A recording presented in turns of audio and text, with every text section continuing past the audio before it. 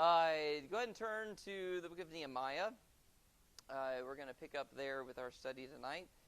We've been out of the saddle for a little bit, so hopefully we can do a little recap tonight of what we've been talking about and discussing, and then we can hopefully finish off the rest of the book of Nehemiah and move on to other things before our semester is over. Before we do that, I'm going to ask Carrie to go ahead and lead us in an opening prayer.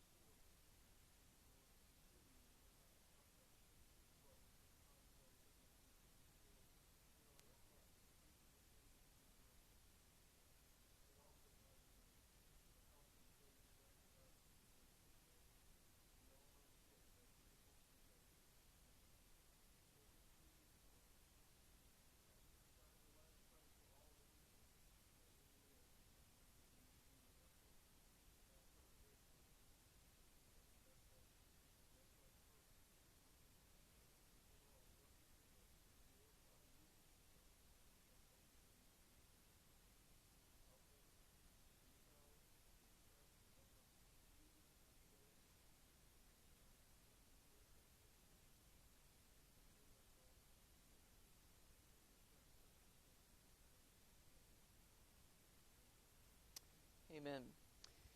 Well, it was my intention, I don't know if you did or not, but it was my intention to put this question up here a little bit early so you guys could think about it and mull it over and consider how you'd respond to it. But I do want to open class by asking simply, what does it mean for a heart to be strengthened by grace? And I put the scripture quote there so you know I'm not just making stuff up. We see that language in Hebrews 13 and verse 9. So when you hear that idea of a heart strengthened by grace, what does that mean to you? What do you think that means? Yes, sir.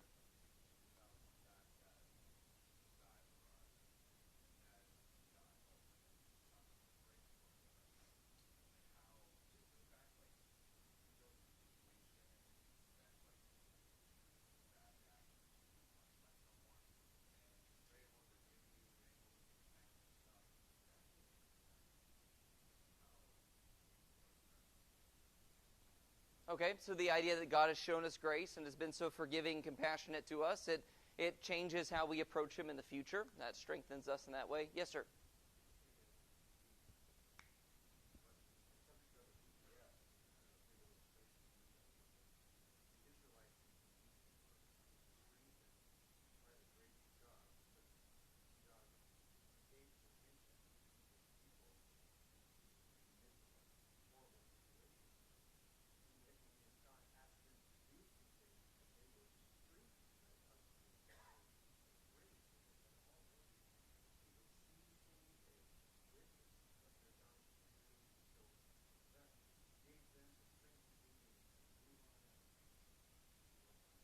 Yeah, so witnessing the grace of God and all the kindness that He showed them and delivered them from Egypt, it gives them strength to move forward and go on with their journey.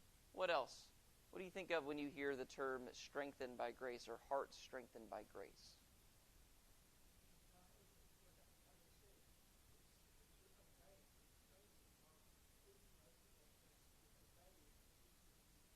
Yes, so it motivates us to obey Him and to continue doing what He asks us to do. It strengthens us to do that.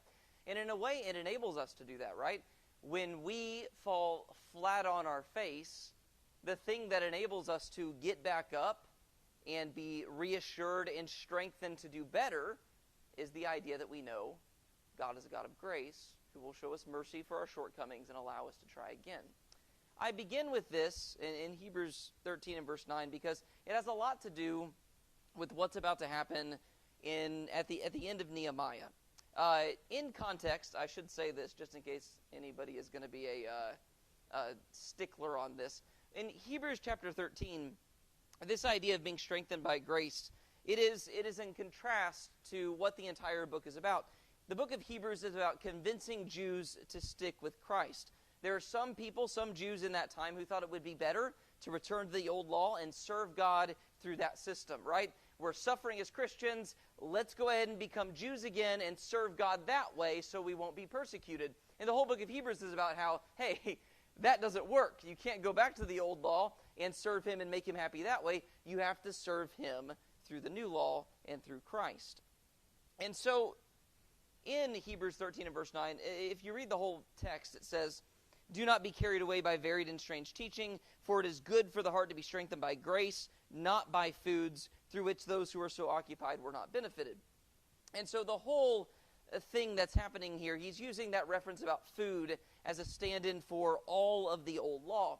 And the idea is, don't strengthen your heart, don't reassure yourself about your standing with God by observing the old law, especially all those requirements about eating foods and all that stuff.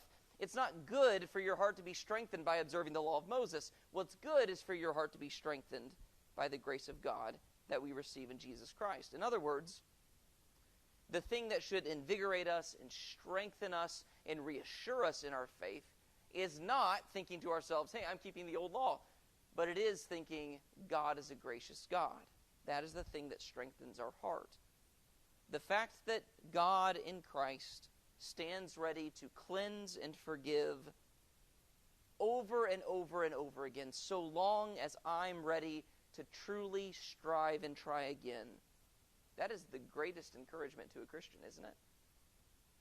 As long as I'm willing to try again, God is willing to receive me again. And I think that, again, that speaks to what we're covering in these restoration books, because that's something that we see over and over and over again. We see God's people who have been saved from captivity fall flat on their face again and again and again, and we see that God is willing to work with them again and again and again, despite their shortcomings. We see that all over the place. We see that in Ezra chapter 1, the fact that they're returning from exile. They had been wicked against God. They had served idols. They had done all these wicked things. But after 70 years, God is willing to say, I'm going to let you free, and I'm going to let you go home. Even though you've done all this bad stuff, I'm going to let you go home, and I'm going to keep my promise to you. He's willing to work with them again. We see that in Ezra chapter 5. You'll remember that God sent them home so that they could rebuild the temple and restore the right worship of God.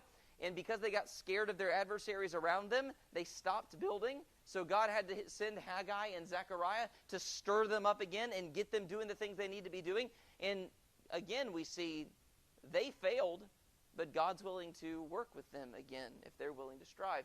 We see that in Ezra chapter 7 with the arrival of Ezra. The people had spent 52 years in that place, but God sends Ezra, a man skilled in the law of Moses, who's knowledgeable and able to teach, to help them better understand God's law, to bring them to a better understanding that they didn't have before. We see that in Ezra 9 and 10. When Ezra realizes that these people have broken one of God's main commandments given to them in the old law, that you're not supposed to intermarry with the other nations.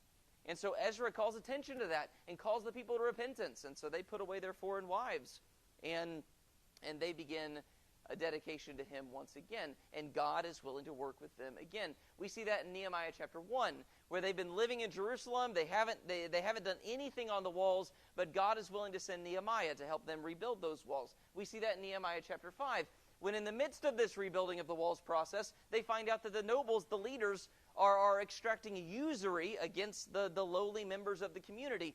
The leaders are oppressing their own brethren and violating the law of Moses, and yet they fix that issue, and God is willing to work with them again. We see that in Nehemiah chapter 8, where we learn that they have not been observing one of the main Jewish feasts the way they're supposed to be observing it. And yet God sends Ezra. Ezra corrects what they're doing wrong, and once again, God is willing to work with his people when they're willing to fix the issue. We see the grace of God over and over and over again in these restoration books. And when you look at that list, you look at what we've studied and covered so far, it should teach you something about the process of restoration. It teaches us it's not always smooth, it's not always straightforward, that a lot of times it's 5 steps forward and 3 steps back. But God is willing and ready to work with these people again and again and again, even when they fall flat on their face and they aren't what they ought to be. Which does raise the question, I'm curious, if you're God working with these exiles, at what point do you give up? When are you done with your people? That could be a rhetorical question, or if you really want an interesting class, I mean, you could legitimately answer it. That's totally up to you, but I'm only going to wait about 3 more seconds.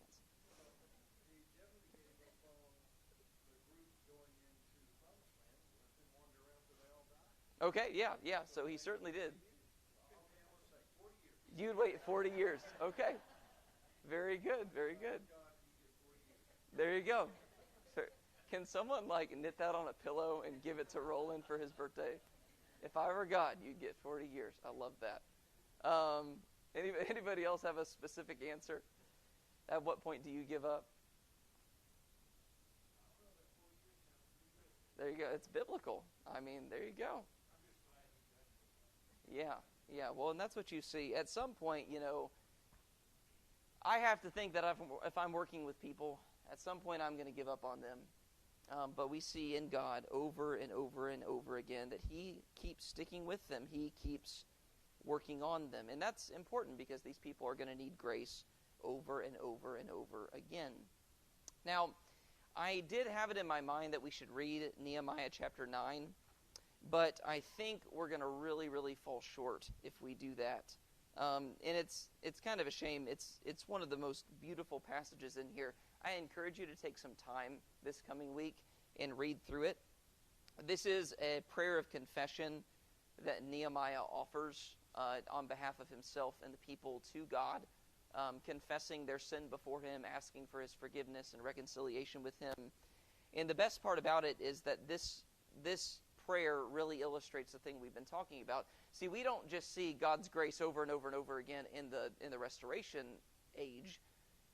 And Nehemiah points out we see it all throughout God's interaction with these people. This prayer is all about, how, God, you did this amazing thing, but we were wicked and we fell short, but then you took us back. Hey, God, we did this wicked thing again, but you took us back. We did another wicked thing, but you took us back. He goes through the history of the people, showing how the grace of God has been involved in their lives again and again and again. And the whole point of that is, here we are once again.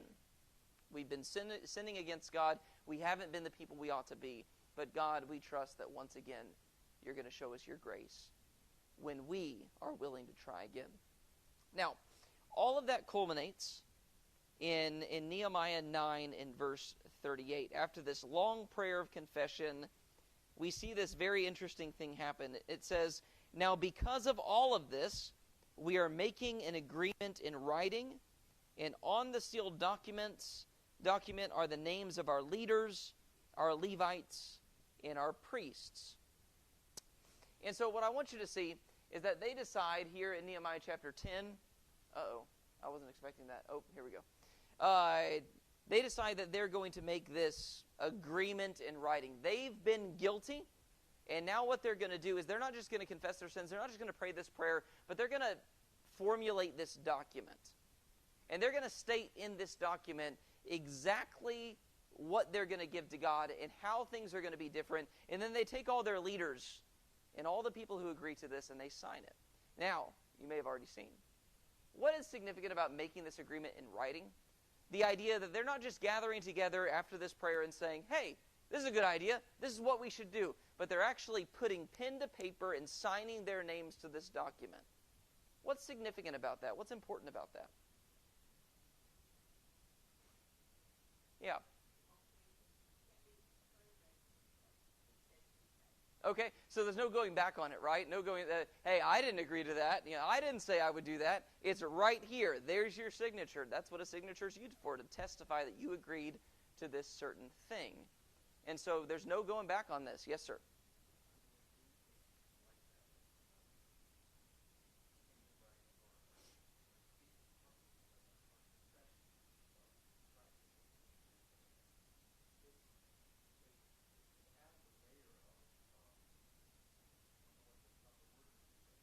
Oomph.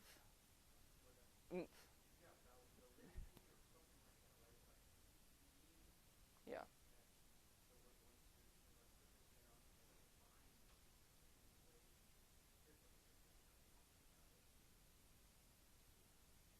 Absolutely. Absolutely.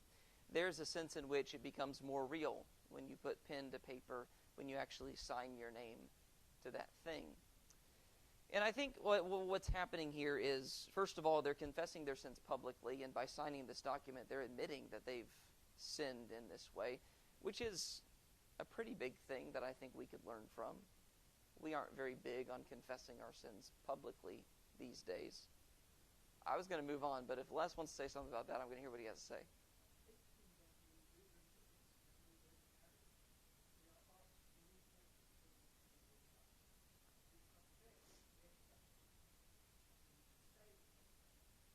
Yeah, absolutely. So we do that in marriage, right? We also sign a document in marriage, right? Which, when I did perform one wedding where I almost left and forgot to sign the document.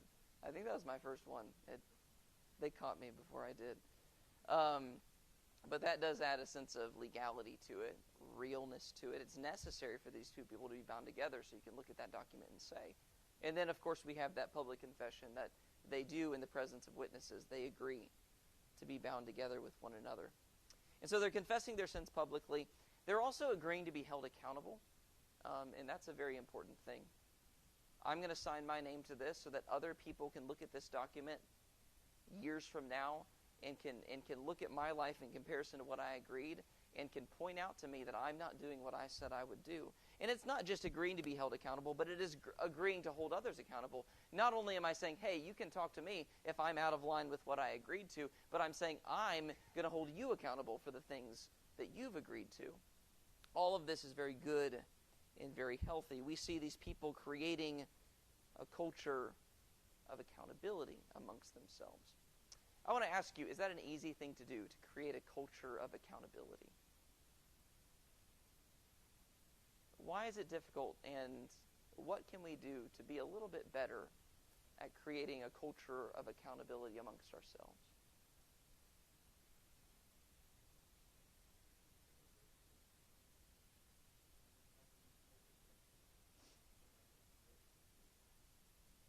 Yeah. So that requires admitting that we're wrong. We don't like other people to tell us what we need to do, even when we have a problem, right? If I have a problem, I still don't like you telling me I have a problem, because I think to myself, you be quiet. I got this figured out. I know I shouldn't have done that, but don't worry. I've got it from here, right? Even though all evidence points to the contrary. Miss Jenny, you're going to say something.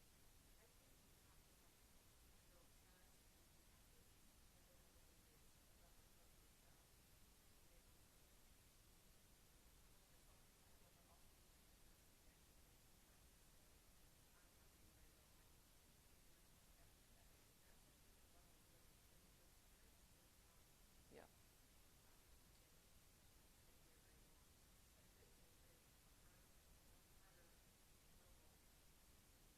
Yeah. Uh-huh. Yeah, yeah.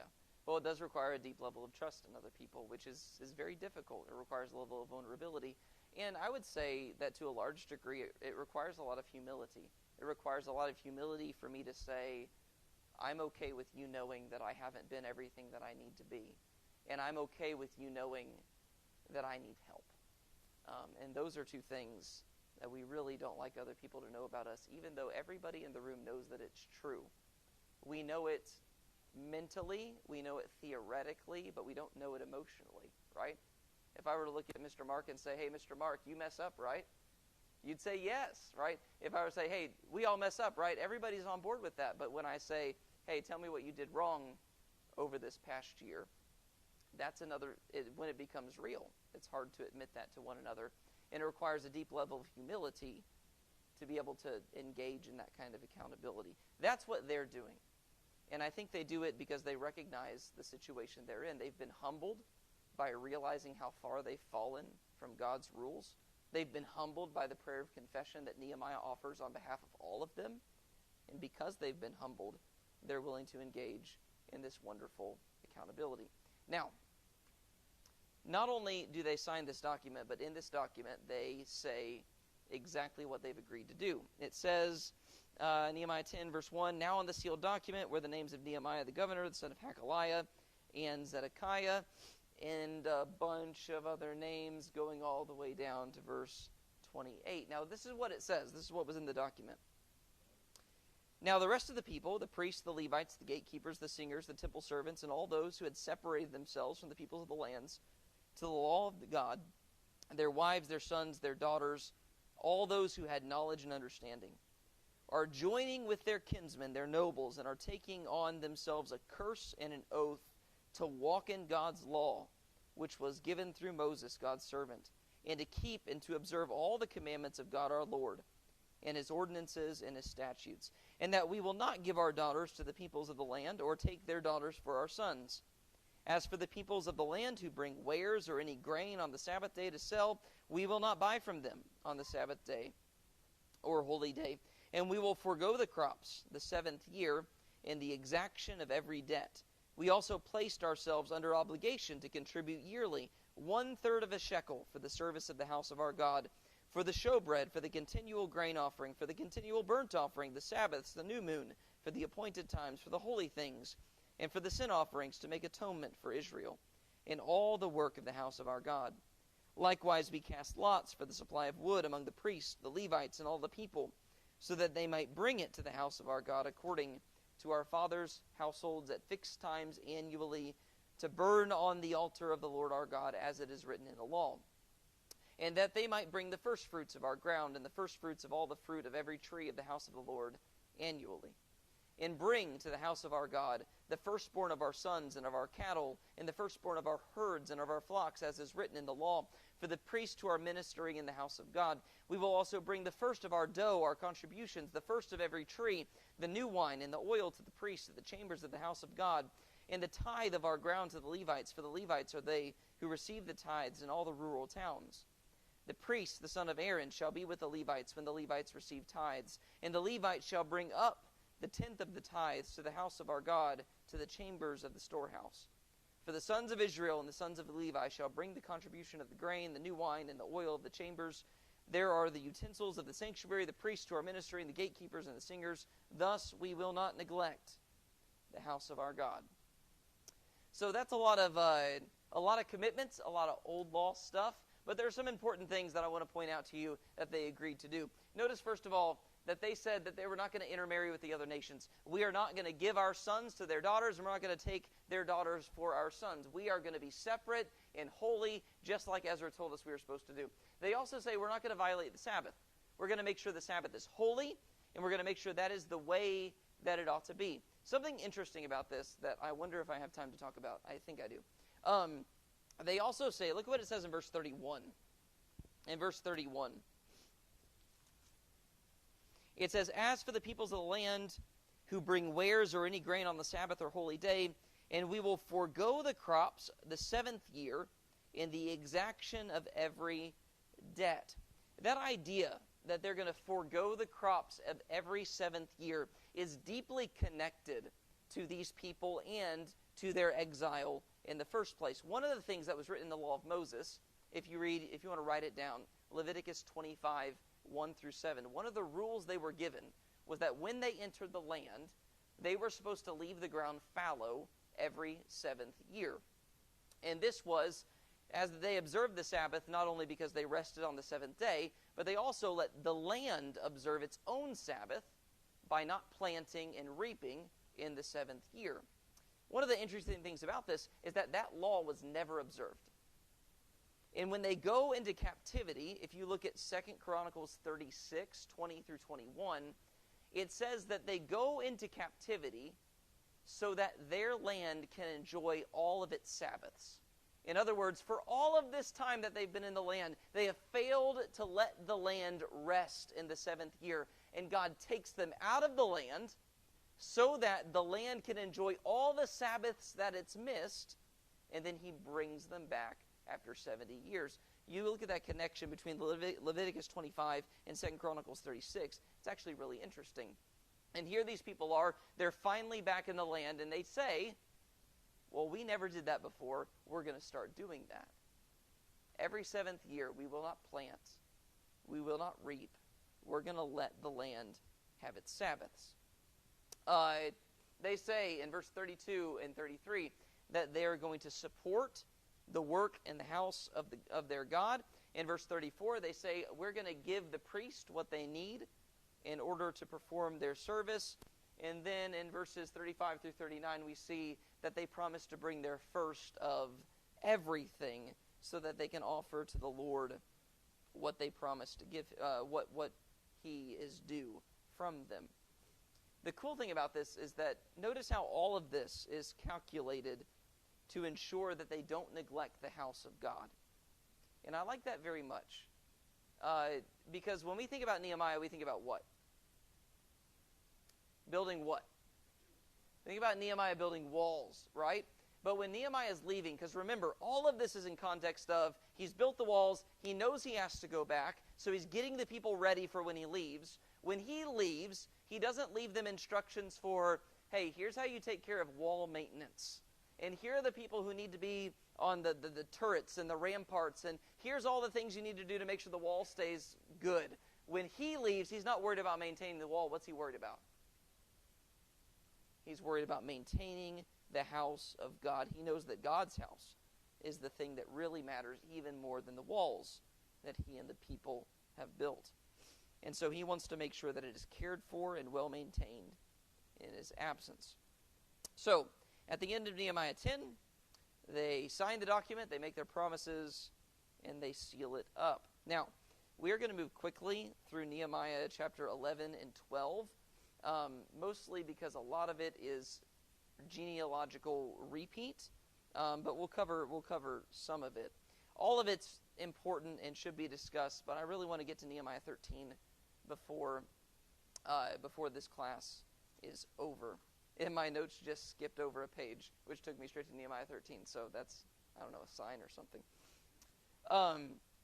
Something interesting that we see at the beginning of Nehemiah 11 is that Nehemiah is helping the people decide who's going to live in Jerusalem. Look at what it says there in verse 1. It says, "Now the leaders of the people lived in Jerusalem, but the rest of the people cast lots to bring out 1 of 10 to live in Jerusalem, the holy city, while 9/10 remained in the other cities.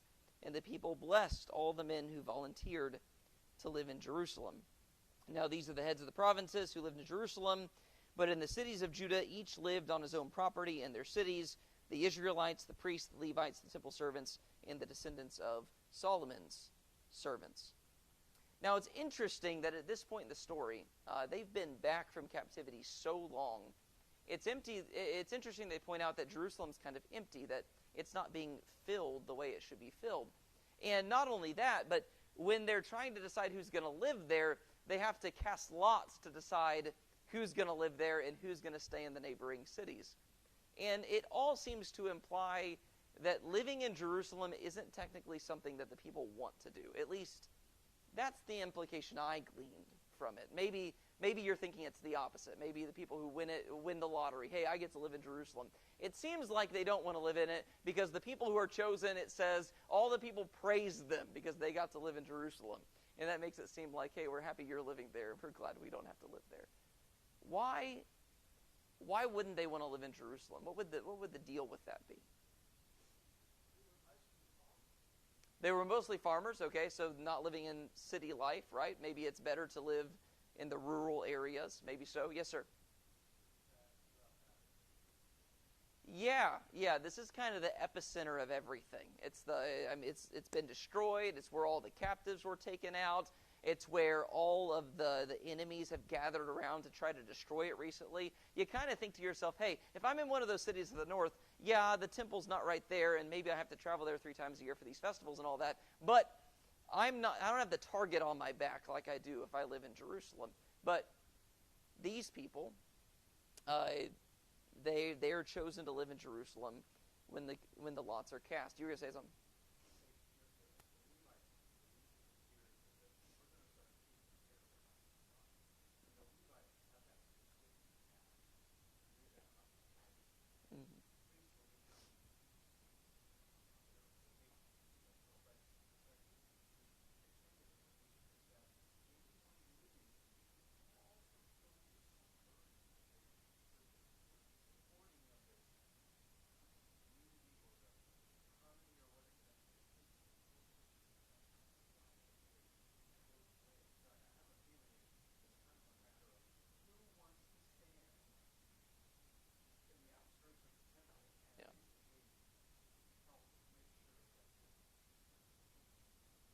shoulder that responsibility. Yeah, absolutely. I could definitely see that. I do want to ask, it says that they cast lots. This was an Old Testament process. I'm not exactly sure. I don't think anyone's sure exactly what that looked like, but it was a process of, casting lots and just seeing who was decided almost by fate, but really by providence. What does it say about them that when they were deciding how this was going to be figured out, they decided to cast lots?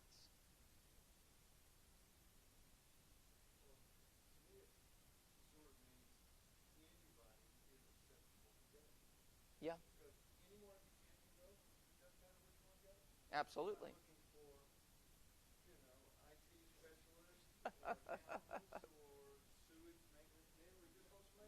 Yeah, that's right. It's hard to find IT people. Yeah, now and then. That's definitely true. IT and OT? Very good, very good. Yeah, I like that. Anybody's acceptable. I want you to think about how this might work differently if we were doing this today. So let's imagine that, and this is wild hypothetical. Let's imagine that this church could only fit so many people. Something happened, I don't know. And people had to scatter abroad, and only a certain amount of people could stay. Imagine how we would handle that process. How do we decide who stays and who goes? How would we handle that? Huh? Okay, so maybe we'd say, hey, let's get some volunteers. What if nobody wanted to stay? How do we decide then? And in my mind, I'm thinking to myself, the first thing I'm going to do is I'm going to sit down with a list of the membership and a highlighter or something, and I'm going to pick out the people that need to stay. Well, this person needs to be here so they can do this job, and this person needs to be here so they can do this job, and this person is a really good encourager, so we need them, and this person can speak really well, this person prays really well, so let's get these people, and I want to manipulate it and control it. And they don't do that. What do? They cast lots, and they leave it in the hands of God. And so while I'm not endorsing that we make our decisions that way these days, I am saying that you do learn something. They're content to let God make this decision, not to control it or manipulate it themselves.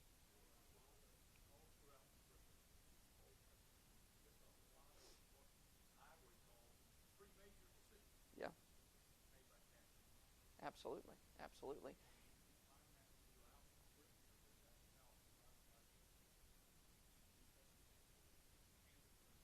Yeah. We don't avoid it because it's unscriptural. We avoid it because it makes us uncomfortable. The idea of putting this decision in God's hands. Yes, ma'am.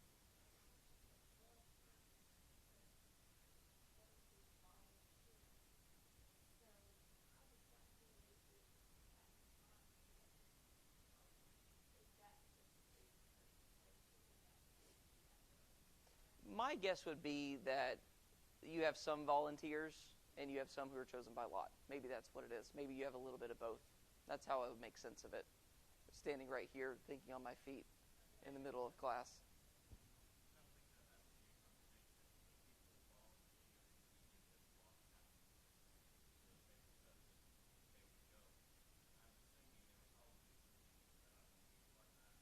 Okay, so maybe that's what it is.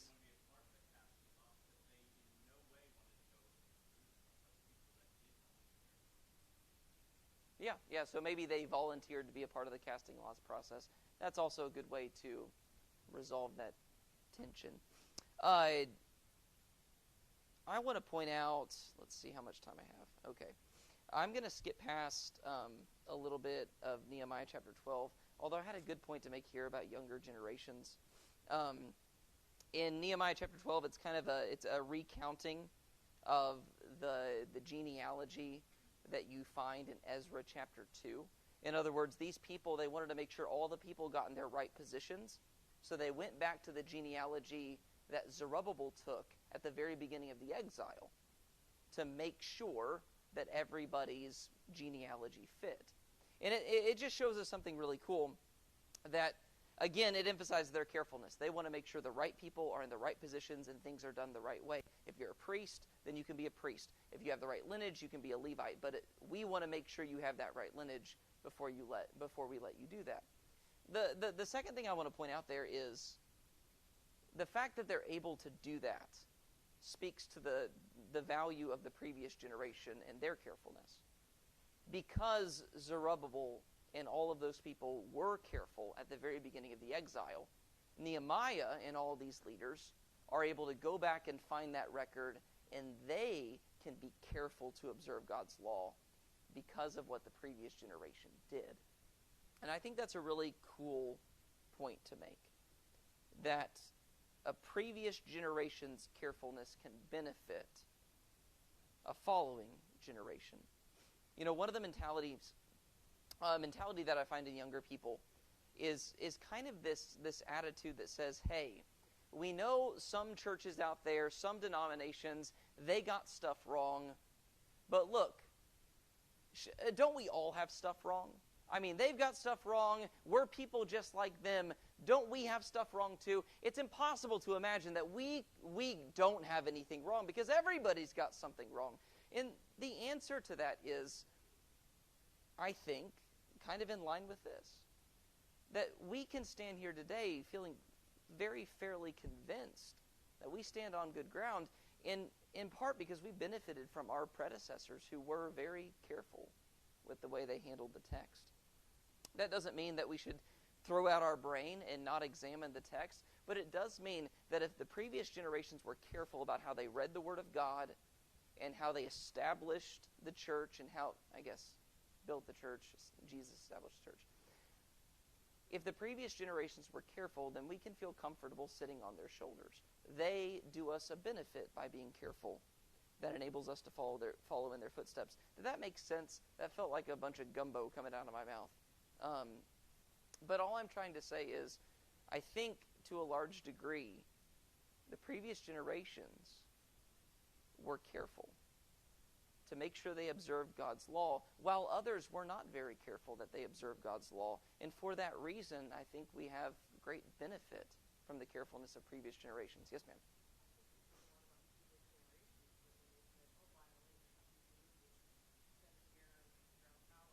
Yeah. That's right. Yeah. Well, and that's a wonderful point, right? And so we see they're benefited from the fact that they kept those genealogies, but they also have the humility to admit, yeah, those previous generations, they didn't have this right at all, and they didn't try to make excuses for them because it wasn't traditional or because it admitted that Granny and Granddaddy didn't do things the right way. They didn't do the Feast of Booths the right way. They're willing to admit that and change when they see something that's different. That's a wonderful point. Thank you. Man, I'm not leaving myself enough time to do this. This is yikes. Okay. I'm going to soldier on. Maybe I'll just end the class mid-sentence. Here, at this point, is where we get into some weird chronological stuff in the book of Nehemiah. I want you to see something that happens in Nehemiah 13. This is important. In Nehemiah 13 and verse 6, I want you to notice that Nehemiah says, "But during all this time, I was not in Jerusalem, for in the 32nd year of Artaxerxes, king of Babylon, I had gone to the king. After some time, however, I asked leave of the king." So, there's some weirdness in here because we know that Nehemiah takes 2 trips to Jerusalem. The first trip obviously happens in Nehemiah chapter 2, and the second trip we read about in Nehemiah 13, but the text never tells us when Nehemiah went home. It kind of just runs all the way through, and then Nehemiah at some point is like, yeah, I wasn't here during all of that, but now I'm back. And it's not really sure, and if you read commentators, they're baffled as well. I talked to Andrew Stafford. He doesn't know either, so there you go. If you're reading this, if you want my opinion, I think what happens is Nehemiah goes home for 12 years, historically speaking, between verse 26 and 27. And I think that because starting in verse 27, you have these time markers that run all the way through the end of the book. It starts in verse 27, it says, "Now at the dedication of the wall." And then continue on down to 43, it says, "On that day." If you look at verse 44, it says, "On that day." If you look at 13 and verse 1, it says, "On that day." And then in verse 4 of chapter 13, it says, now prior to this. And so I think what happens is, if you want to make a time marker there, Nehemiah leaves at 12:26, and he comes home at 12:27. And 27 tells us about this wonderful dedication of the wall of Jerusalem. They had this huge worship service that encompassed the entire city. And I think, if I understand the story correctly, Nehemiah had gone home, but the reason he came back was so that he could be a part of this wonderful wall dedicating ceremony that happens in Jerusalem. I could be wrong about that, but if you read through it, you'll be struck by just how weird the timelines are and all of that. And I think Andrew agreed with me that my idea made the most sense. So I'm going to stake my claim on that. But even though Nehemiah goes back for this joyful celebration, the dedication of the wall, what he finds when he gets back is that these people are in a really, really terrible situation. This trip that should be a joyful occasion reveals that serious problems had cropped up among God's people. Once again, even though he'd set everything in place and he tried to make sure they were going to be okay when he left, everything's a mess in Jerusalem. And what's worse than all of that is that the things they had promised that they were going to take care of are exactly the things that they went back on. So you'll find in 13, that in verses 10 through 14, it says that they were not supporting, they were not providing for the priests, and they were not bringing in the first fruits like they should. They had signed that document. They said they would, and yet Nehemiah comes back and says, you're not doing any of that. If you look up here, it says in 15 verses 15 through 22, it says they were also violating the Sabbath. They were buying and selling, and they were doing all of those things they promised they wouldn't do on the Sabbath day. And I have to believe, since it's been a period of 12 years, and they're not keeping the Sabbath ordinarily, they're probably not keeping that seventh year Sabbath either. They're doing all the stuff they said they wouldn't do. And of course also we see that they're intermarrying with other nations around them and mixing in with the surrounding people. When we come back to class, because I am out of time, we come back to class on Sunday, we're going to dig a little bit into Nehemiah 13 and look at how far these people had departed from God. And we're going to see if we can learn a few things about this terrible, diabolical departure that happened just 12 years after Nehemiah left. All right, so next time we'll do Nehemiah 13, if you want to read that. And we'll also do a little bit of recap on Ezra and Nehemiah and all the stuff we've covered so far this quarter.